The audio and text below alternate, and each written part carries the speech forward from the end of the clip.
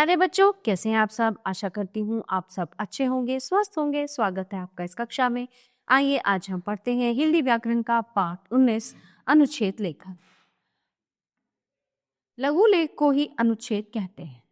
अनुच्छेद लिखते समय निम्नलिखित बातों का ध्यान रखना चाहिए। विषय पर मन में अच्छी तरह विचार करें। वाक्य बड़े नहीं होने चाहिए।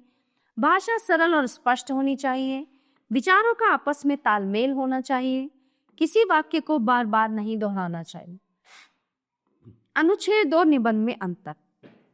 अनुच्छेद कुछ वाक्यों में लिखा जाता है और निबंध अलग अलग अनुच्छेदों में लिखा जाता है।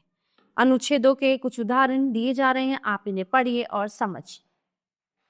पहला अनुच्छेद है इंटरनेट। बच्चों के लिए जादू का पिटारा इंटरनेट कंप्यूटर की दुनिया का बहुत जाना पहचाना नाम है। इस पिटारे में खेल तो है ही, साथ ही गीत, संगीत, फिल्में, पत्रिकाएं, इतिहास, भूगोल, गणित आदि विषयों की अपार सामग्री भी है। इंटरनेट के माध्यम से दुनिया के किसी भी कोने में बैठे हुए व्यक्ति से बात करने के साथ साथ उनकी शक्ल भी देखी जा सकती है।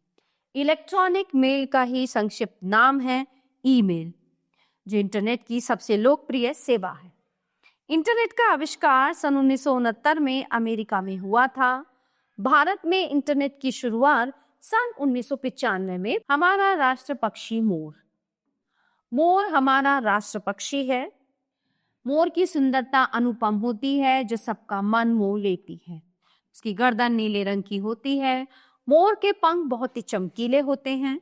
उन पर चमकदार चांद बने होते हैं और मोर के सिर पर एक कलगी होती है। जब आकाश में काले बादल उमड़ते हैं तो उन्हें देखकर मोर नाचने लगता है। मोर नाचते समय अपने पंख फैला लेता है। मोर किसान का मित्र होता है, क्योंकि वे खेतों के कीड़े मकोड़ों को खा जाता है। भारत सरकार ने मोर के शिकार पर पाबंदी लगाकर उसे सुरक्षा प्रदान की है।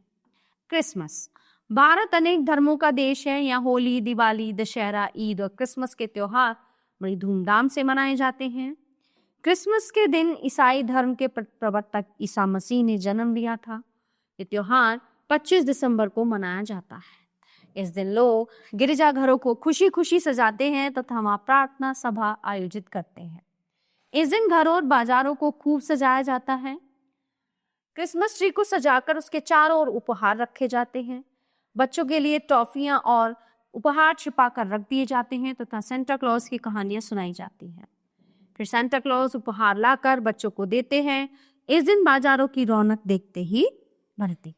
तो प्यारे बच्चों, ये था हमारा पाठ अनुच्छेद लेखन, जो यहीं पे समाप्त होता है। आशा करती हूँ आपको अच्छे से समझ आया होगा। मिलते हैं अगली कक्षा में। धन्यवाद।